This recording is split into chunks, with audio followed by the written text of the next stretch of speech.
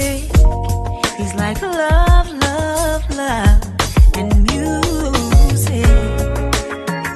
La la la, la la, love, love, love, love, and music. Love, love.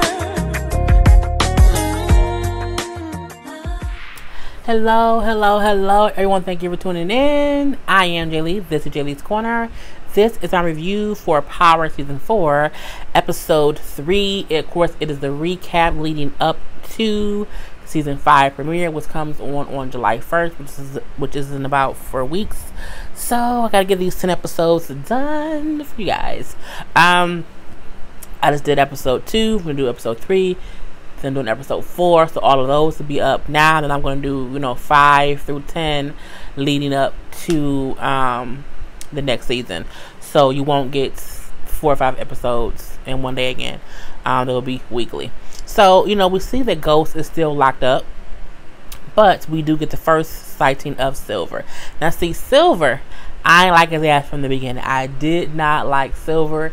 He looked like the kind of person who would like steal your lunch from the refrigerator at work.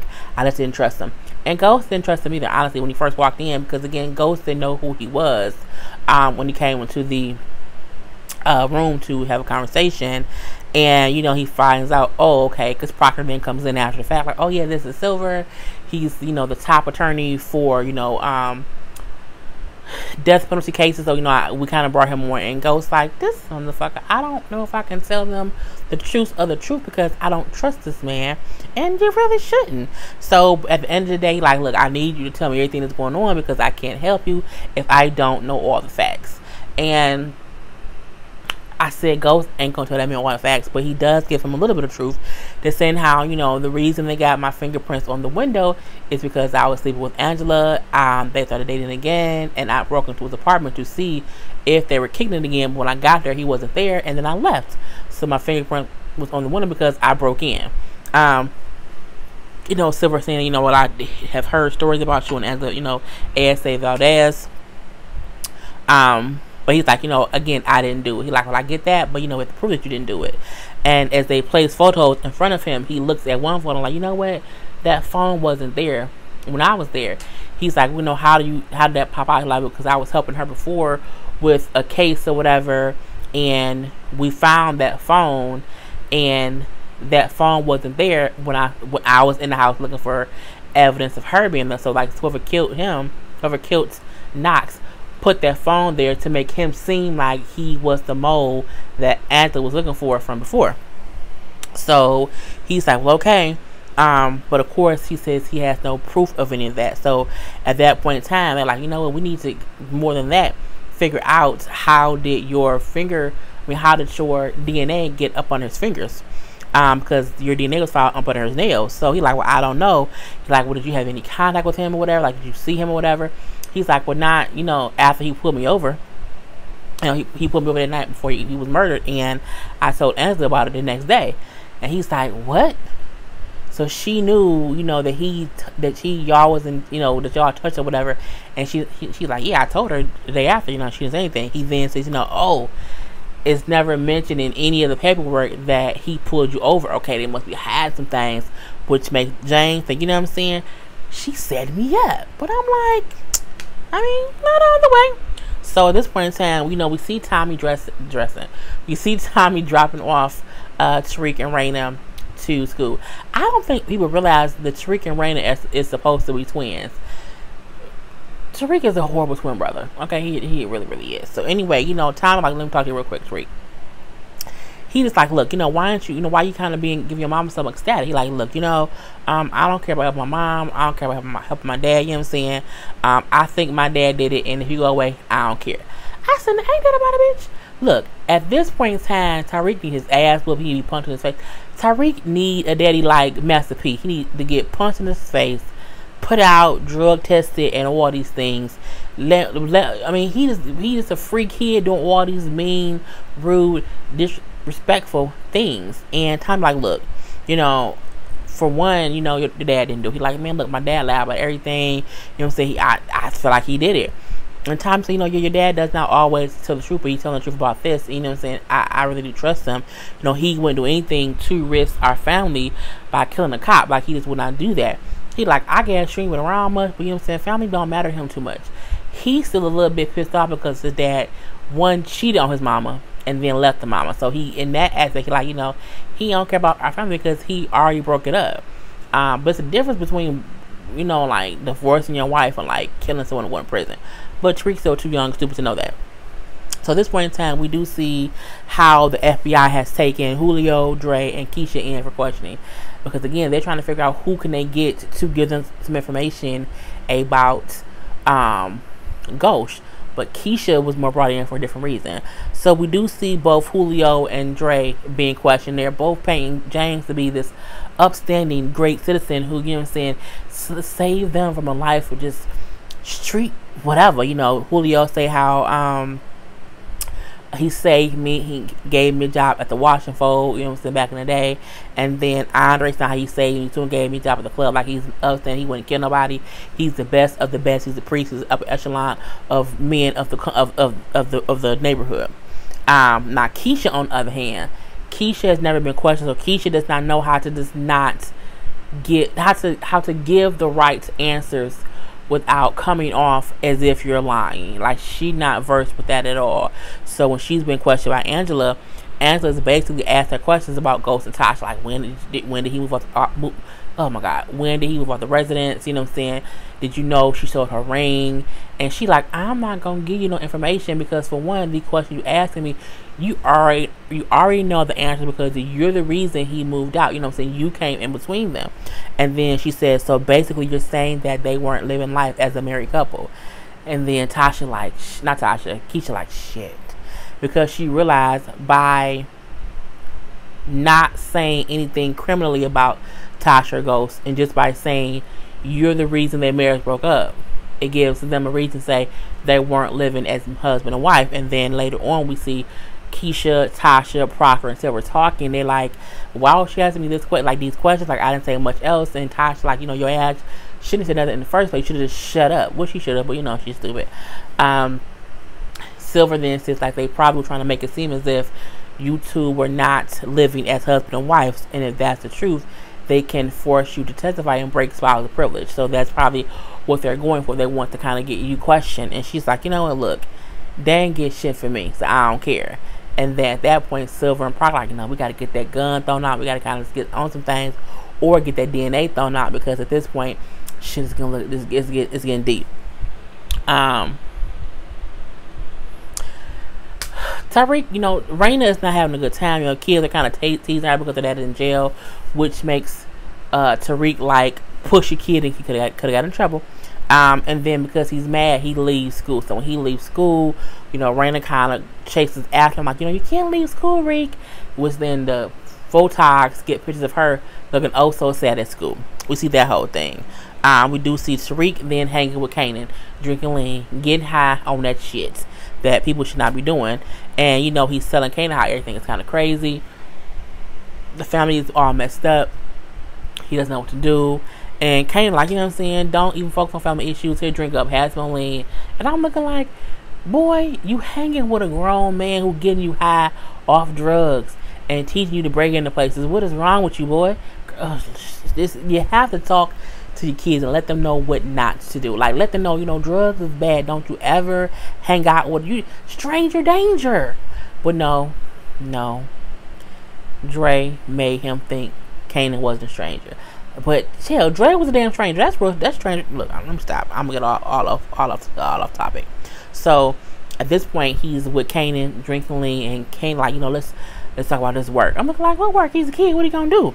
We then see Tariq is hanging out with his little white classmates who live in these upper nice little areas or whatever, and they hanging out, and then he's giving Kanan the codes to get into people's houses to rob them.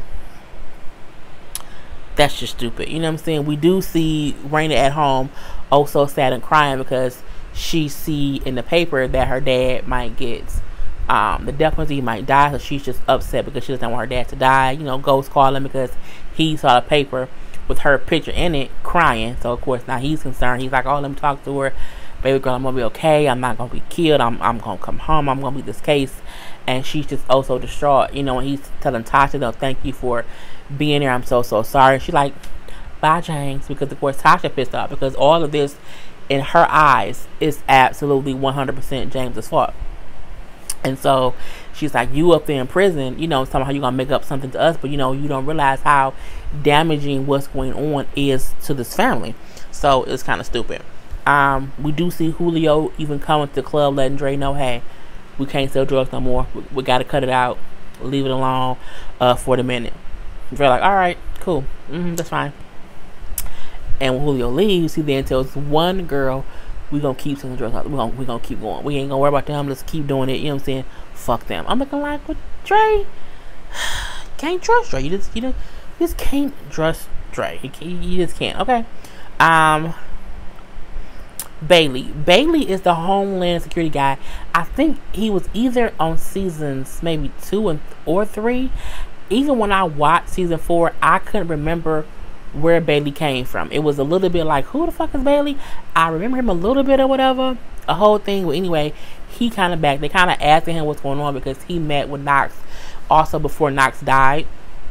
And he said, yeah, Knox told me that he knew who the mole was. And that he was going to, like, you know, reveal it or whatever. He thought it was Angela. And next thing you know, he's dead. Like, so Angela is the real mole. Y'all kind of blamed it on him. And that ain't fair. Y'all need to go after her because she is the mole. And, you know, John and Sandoval like, nah, that's not true. You know what I'm saying? And now that he's dead, does it really matter who the mole is? Because we trying to get James for the murder of him. Like, does he like, well, it does matter. You know, you can't just let one person go because, you know what I'm saying, it doesn't. He like, no, we need to clear Knox's name because he wasn't a mole. He wasn't a bad cop. So John and Sandoval ain't trying to listen to that. We then see you go to Angela, you know what I'm saying, it's your fault he dead, you know what I'm saying, it's your fault because you put him into this whole situation. It's like, you know, I know it's my fault. I wish I never, you know, met Jamie or whatever, but it is what it is, and we're going to get him, he's going to go to jail. He's like, no, you need to admit that you were the mole, you need to go to jail, and James needs to get the death penalty, and then they need to clear Knox's name. I'm like, he wants the jugular, okay, he wants it all. And she's like, oh, I'm not the mole, I'm not going to confess to something that I did not do. He then meets with Sax. He trying to tell Sax, like, hey, I got this evidence, you know, we had this illegal wire. That's what he was helping Knox illegally wire people or whatever. Anyway, he's like, I got this wire, and it shows things that Tommy did. He references ghosts, so Tommy isn't ghost.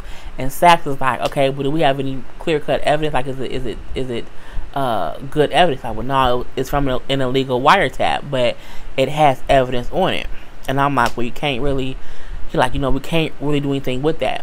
We do see Sax go to the judge and say, hey, if we just so happen to have had an illegal wire, but it has information that could prove, you know what I'm saying, that Egan killed someone, can we use it? The judge said, get the fuck out of here. No, you know, it's all fruit from a tainted tree. No, you can't. No, he did an illegal wiretapping. No, we can't do that. And now we think he the mole. No, going on somewhere. So the evidence that Bailey has kind of just sitting in limbo. At this point in time, we see Ghost basically getting blackmailed by Tommy Daddy Teresi. Now, you know, I know that you Ghost because he didn't call his people who told him, like, yeah, Tommy was a low-level dealer working with some dude named Ghost. No one knows who Ghost is, you know what I'm saying? And now he kind of running things or whatever, which makes Teresi fucking figure out James St. Patrick is Ghost because Tommy and Ghost hung out together, and it just makes sense. So he called James Ghost. I know who you are, Ghost, and I want 20 grand a week, you know what I'm saying, for me to stay quiet, or I'm going to tell, you know, John, the DA dude, who you are, and you'll go to jail. So he like, fuck. And he just kind of has to get the money up because he thinks he has no choice because he thinks that Teresi has proof, and he doesn't. It's just all kind of speculation, but he don't know that at that point. And of course, at that point in time, he don't even know who Teresi is. He's just a white dude in prison who walked up and said, hey, Ghost. And so he knew it was something. Ghost then tells Proctor to tell Tommy to deliver the money, that whole thing or whatever, how Teresi wanted Tommy to deliver the money, because again, Teresi thinks Tommy is his son, so he wants Tommy to drop the money off so his friend can see him to see if he's his son. That's the whole thing. I'm not piecing that part together at all. I'm gonna say it when I say it.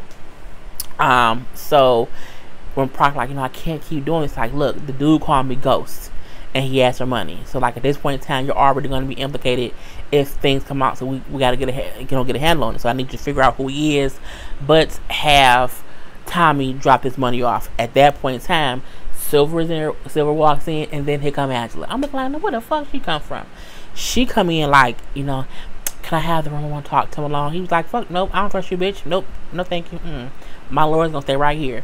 And she goes into the whole thing like, we know you did it. Just confess.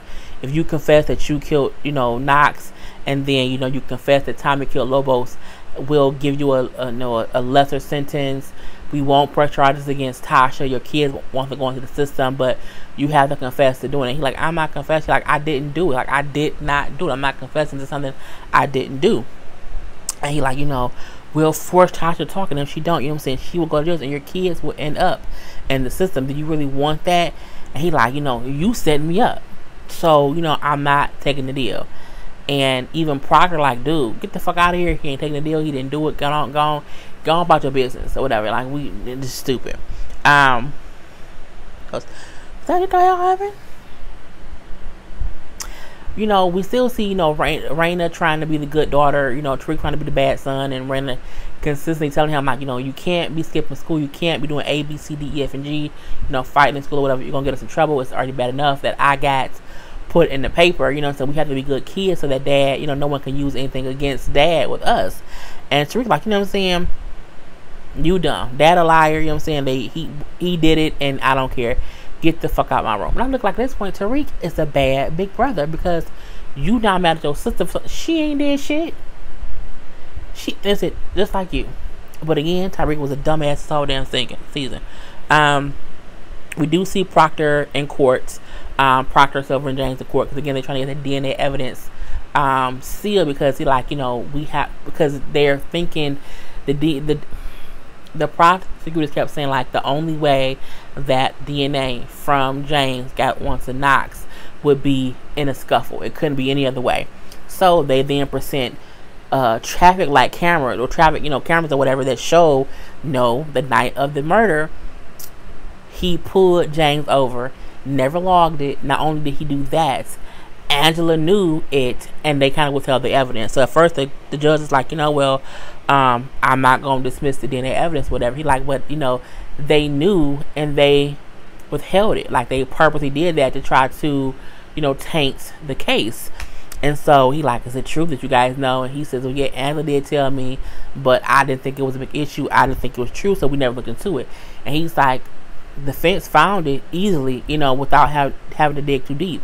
So either y'all knew it and y'all tried to hide it, or y'all were just incompetent and didn't do it. Either way it go, I'm going to allow the DNA evidence. But when I do allow the DNA evidence, I'm going to allow them to bring up how y'all knew about this traffic stop and y'all tried to hide it because y'all know he didn't really do it and y'all trying to railroad him, which made them have to do what?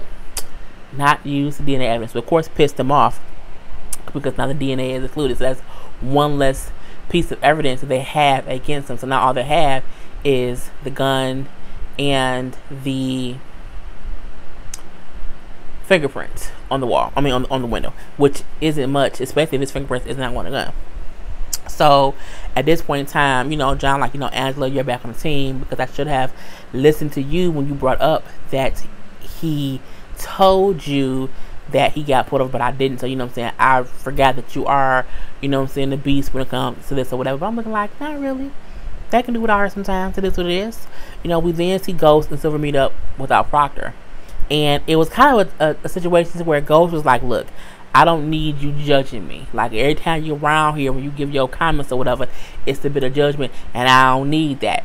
And then Silver like, you're my client. I don't judge you. I'm here to get you off no matter what because, that's what I do. However, I know what kind of man you are. And it is what he's like, what kind of man am I? He was like, you're this. And he's a black man in prison for murder in a prison jumpsuit. So this is what you are, no matter how he said, no matter how hard you try to be someone else, this is who you are too. And he kind of walks away. And I'm like, well, damn it. Because again, even though James did not kill knocks. He's killed other people. So him being in jail for murder is who he is, because he has killed people. The only difference is he just didn't kill this person. And you know what I'm saying? That's how the episode goes off. So again, quick little recap. See y'all next time. Peace.